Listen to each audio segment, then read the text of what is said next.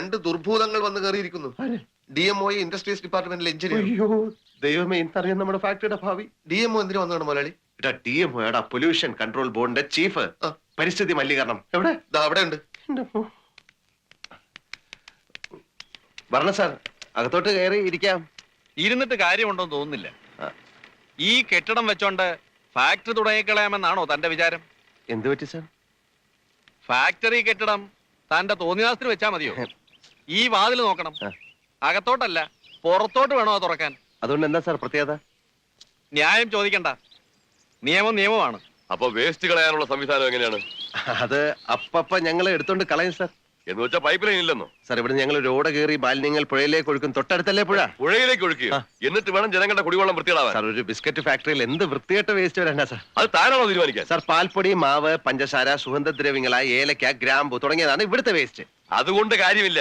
പഞ്ചാമൃതമായാലും കെട്ടിക്കിടന്ന മാലിന്യമാണ്. അതിൽ നിന്ന് bacteria create ചെയ്യപ്പെടും. അത് ചുറ്റുപാടും പടരും. ജനങ്ങൾ പകർച്ചവ്യാധി വന്ന് ചാവും. സാർ, പഞ്ചാര, ഏലക്ക എന്ത് ബാക്ടീരിയ ഉണ്ടാക്കാനാണ്? Stop your nonsense.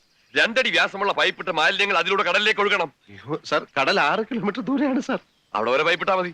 ഒരു കാര്യം ഞാൻ ചോദിച്ചോട്ടോ? ഒന്നും ഇങ്ങോട്ട് ചോദിക്കട്ടെ, പറയുന്ന അനുസരിച്ച് ഞാൻ ചോദിക്കും. ഒരു സർക്കാർ ബസ് മുമ്പിൽ കൂടെ പോയാ പുക കൊണ്ട് ആർക്കും കുറെ സമയത്തേക്ക് കണ്ണു കാണാൻ പറ്റില്ല. കോർപ്പറേഷനിലെ ഓടകൾ മന്ത് വരുത്തുന്ന കൊതുകളുടെ സുഖവാസ കേന്ദ്രമാണ്. സർക്കാർ ആശുപത്രിയുടെ മുമ്പിൽ കൂടെ മനുഷ്യന് നാറിയിട്ട് വഴി നടക്കാൻ പാടില്ല. അവിടെയൊക്കെ ജനങ്ങളുടെ ആരോഗ്യത്തെ പറ്റി സാറിന് ഇത്ര താല്പര്യമില്ലാത്ത അപ്പൊ ജനങ്ങൾക്ക് പകർച്ചവ്യാധി വരുന്നതോ അവർ ചാവുന്നതല്ല കാര്യം. എന്നെ പോലുള്ള പാവപ്പെട്ടവന്മാർ ഇതുപോലുള്ള വ്യവസായ സ്ഥാപനങ്ങൾ തുടങ്ങാൻ പാടില്ല, നന്നാവാൻ പാടില്ല. അതല്ലേ കാര്യം? താൻ ഞങ്ങളെ ഡ്യൂട്ടി പഠിപ്പിക്കുകയാണോ?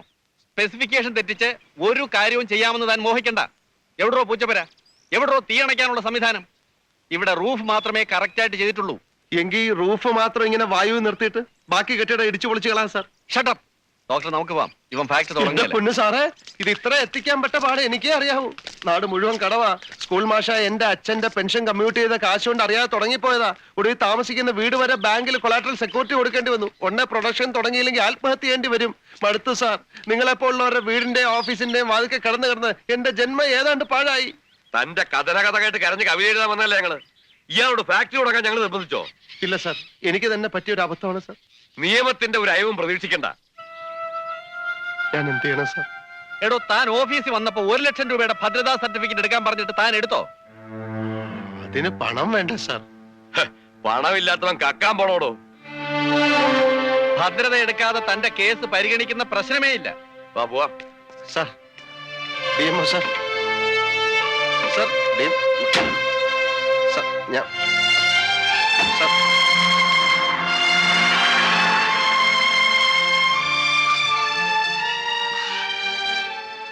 ഭദ്രത എടുത്തില്ലെങ്കിൽ ഫാക്ടറിയുടെ കാര്യം ഭദ്രമല്ല.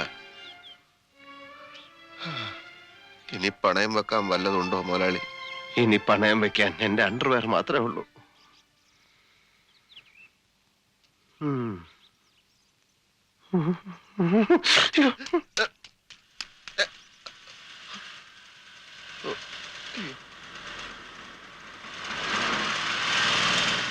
അവൻ എവിടെടാ? ആ സേതു വിഷം വാങ്ങിക്കാൻ പോയി.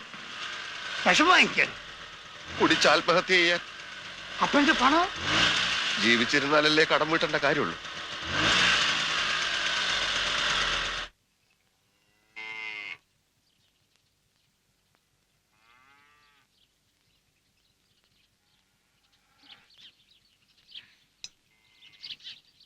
നാളെ ശ്യാമയുടെ കല്യാണം. നാളെ ശ്യാമയുടെ കല്യാണം. നാളെ ഇനി എന്റെ പേര് പറഞ്ഞാലും ഏത് സുലോചന സേതോട്ടും ചോദിക്കും തോന്നുന്നു. ശ്യാമ എന്തായാലും എന്റെ ഭാര്യയല്ലല്ലോ. എന്റെ ഫ്രണ്ടിനെ മറക്കുന്ന ആൾ അധികം വൈകാതെ എന്നെ മറക്കും. ഓ, സുലുവിന്റെ ഫ്രണ്ട് നമ്മുടെ ശ്യാമ.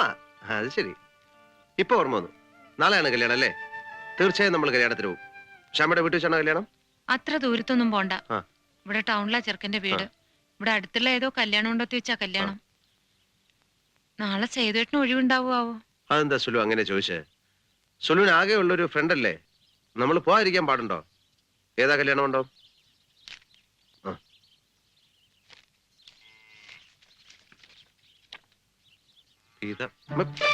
പീതാംബരക്കുറുപ്പിന്റെ മകൻ ശരവണൻ. എന്തേ? അല്ല ഈ ക്ഷമയുടെ പയ്യൻ എടുത്താണല്ലേ? അറിയോ? പോവാം, പോണല്ലേ? പോവാം, ഏ? ഏ? പോവാം.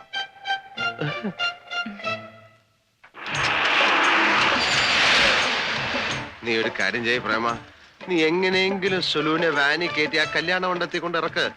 എന്തിനാണ് മുതലാളി സ്വന്തം ഭാര്യയുടെ മുമ്പിൽ ഈ ഒളിച്ചുകളി? പീതാംബര കുറുപ്പിന് കൊടുക്കാൻ കാശില്ലാത്തത് കൊണ്ട് കല്യാണത്തിന് വരാൻ പറ്റില്ല എന്നങ്ങ് തുറന്ന് പറഞ്ഞാ പോരെ? എടാ, ഞാൻ കടക്കാരനാണ്, കാൽ കാശിന് ഗതിയില്ലാത്തവനാണെന്നൊക്കെ അറിഞ്ഞ അവളുടെ മനസ്സ് വേദനിക്കും. എന്നെ വിശ്വസിച്ച് ഇറങ്ങി പോകുന്നവളല്ലേ, സന്തോഷവും കൊടുക്കാൻ പറ്റുന്നില്ല. വെറുതെ സങ്കടപ്പെടുത്തുന്ന എന്തിനാ?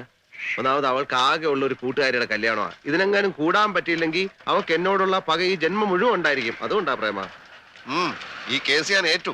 പക്ഷെ മുതലാളി ഒന്ന് മനസ്സിലാക്കണം, ഇനിയെങ്കിലും ഞാൻ നന്ദിയുള്ളവനാ.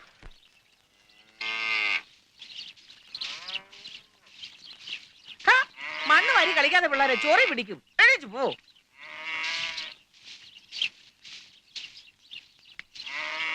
അയ്യോ, കുഞ്ഞിതുവരെ പോയില്ലയോ? ആള് വലിയ മറവിക്കാരനാ. ഇല്ല, എന്തായാലും വരാതിരിക്കില്ല.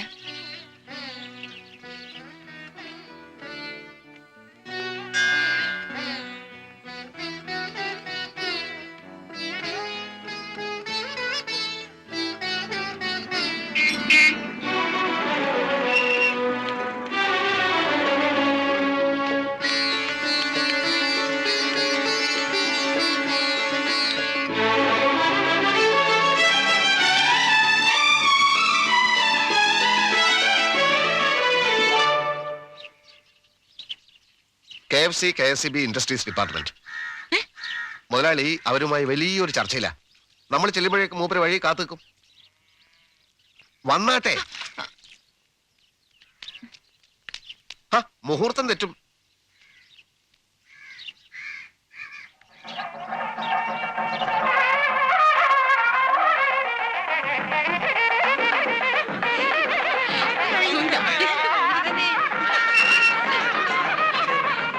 സ്ഥലം എത്തി. സേതുട്ടൻ അത് കാത്തു നിൽക്കാമെന്ന് പറഞ്ഞ സ്ഥലത്തൊക്കെ ഞാൻ നോക്കിയതാ. ഏതായാലും വന്ന കാര്യം നടക്കട്ടെ. മുതലാളി എത്തിക്കോളും. അങ്ങനെ ഇപ്പൊ എത്തണ്ട, വണ്ടി തിരിച്ചു വിട്ടെ. അപ്പോ പ്രിയപ്പെട്ട കൂട്ടുകാരിയുടെ കല്യാണം വണ്ടി വിടാനാ പറഞ്ഞത്. അല്ലിത് ആരാ? സുലോചനെ, എന്താ ഇവിടെ ഇരിക്കണേ? വാ വാ വാ. എന്നെ മനസ്സിലായില്ലേ? ശ്യാമയുടെ കുഞ്ഞമ്മയുടെ ഭർത്താവിന്റെ സിസ്റ്റർ ശ്രീലത. ഓ, ഓർമ്മയുണ്ട്. വിവരങ്ങളൊക്കെ ശ്യാമ പറഞ്ഞിരുന്നു. ഒളിച്ചോടിയതും രജിസ്റ്റർ ചെയ്തതും എല്ലാം. വാ വാ വാ വാ. വരണം വരണം വരണം. ഇങ്ങോട്ട് ചെന്നേട്ടെ. ഹസ്ബൻഡിന്റെ പേരെന്താ? സേതുമാധവൻ. ആഹാ, ഇതിലെ ഇതിലെ.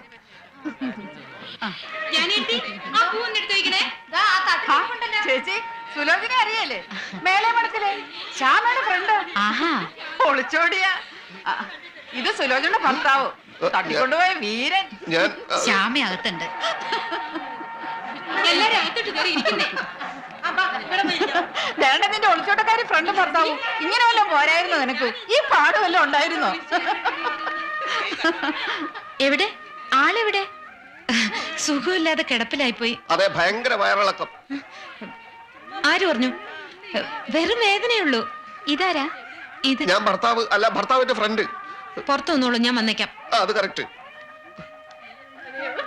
നീ എന്നോട് ക്ഷമിക്കണം ശ്യാമേ, എനിക്ക് ഉടനെ പോണം. സേതുവേട്ടന് ഭക്ഷണവും മരുന്നൊന്നും എടുത്തു കൊടുക്കാൻ ആരുമില്ല അവിടെ. നീ എന്തായി പറയുന്നത്? എന്റെ കല്യാണത്തിന് വന്നിട്ട് ശ്യാമേ, പ്ലീസ്. അങ്ങനത്തെ ഒരു സിറ്റുവേഷൻ ആയിപ്പോയി.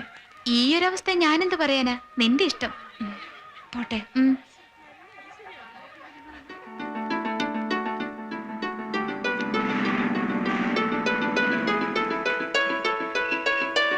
എടാ, നിന്നെയൊക്കെ ജോലിക്ക് വെച്ച് എന്നെ വേണം തല്ലാൻ. എടാ, ഇമ്പീരിയൽ ഹോട്ടലിന് മുമ്പിൽ 2 മണിക്കൂറോളം ഞാൻ കാത്തുനിന്ന് കാലിനടി വേര് കളിച്ചു. കല്യാണത്തിന് ഒറ്റയ്ക്ക് വേണ്ടി വന്നല്ലേ സുലു? ഈ വിട്ടി കുഷ്മാണ്ട കാരണം അത്. ഇമ്പീരിയൽ ഹോട്ടലിന്റെ മുമ്പിലല്ല, മലബാർ പാലസിന്റെ മുമ്പിലല്ലേ എന്നോട് നിൽക്കാമെന്ന് പറഞ്ഞു. ഒറ്റ അടി വെച്ച് തന്നോണ്ടല്ലോ റാസ്കൽ. ആരാന്ന് പറ, ചേരാന്ന് കേൾക്കുന്ന ദ്രോഹി. സദ്യയൊക്കെ എങ്ങണ്ടായിരുന്നു സുലു? പ്രശ്നമൊന്നുമില്ലല്ലോ. എല്ലാം ഭംഗിയായി. പക്ഷെ ഞാൻ കല്യാണം എങ്ങനെയായിരുന്നു കുഞ്ഞെ? ആളൊക്കെ ഉണ്ടായിരുന്നോ?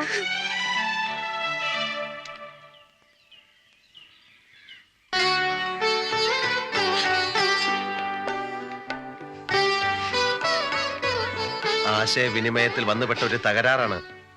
എന്നെ സേതുവേട്ടന്റെ ഭാര്യയായി മറ്റുള്ളവരുടെ മുമ്പിൽ കാണിക്കാൻ കുറച്ചിലായിട്ട് തോന്നുന്നുണ്ടാവൂല്ലേ? എനിക്കൊരു തെറ്റ് പറ്റിപ്പോയി. അതുകൊണ്ട് നീ ഇഷ്ടമുള്ളതൊക്കെ പറഞ്ഞോ, ഞാൻ കേൾക്കാം. കാര്യത്തിന്റെ ഗൗരവം എനിക്ക് അറിയാൻ പാടില്ല എന്നിട്ടാണോ സുലു?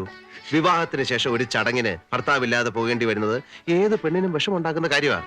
ഭർത്താവ് ഉണ്ടായിരുന്നല്ലോ, എല്ലാരും പരിചയപ്പെടും ചെയ്തു. തൽക്കാലത്തേക്ക് നിങ്ങൾ എനിക്ക് അറേഞ്ച് ചെയ്ത് തന്ന ഭർത്താവ് നിങ്ങളുടെ പണിക്കാരൻ. സുലു, എന്റെ ഭർത്താവെന്നും പറഞ്ഞ് ഓരോരുത്തർ ആ കരിമന്തിയോട് കിന്നാരം ചോദിക്കുന്ന കേട്ടപ്പോ എന്റെ തൊലി പൊളിഞ്ഞു പോയി. മതിയായി. ഇങ്ങനെയൊക്കെ ആയിരുന്നെങ്കിൽ എന്നെ കല്യാണം കഴിക്കാൻ സേതുവേട്ടനോട് ഞാൻ ഒരിക്കലും കെഞ്ചൂല്ലായിരുന്നു. നമുക്ക് അവരുടെ വീട്ടിൽ പോവാം. അല്ലെങ്കിൽ വേണ്ട, ഇങ്ങോട്ട് വിളിച്ചൊരു പാർട്ടി കൊടുക്കാം. ഒന്നും വേണ്ട, ഞാനല്ലേ നാണം കെട്ടത്. ഒക്കെ എന്റെ വിധിയാണെന്ന് കരുതിക്കോളാം. സുലു, ഞാൻ പറയും. എന്താ കുഞ്ഞെ നിങ്ങൾ തമ്മിൽ പ്രശ്നം? ഒന്നുമില്ല.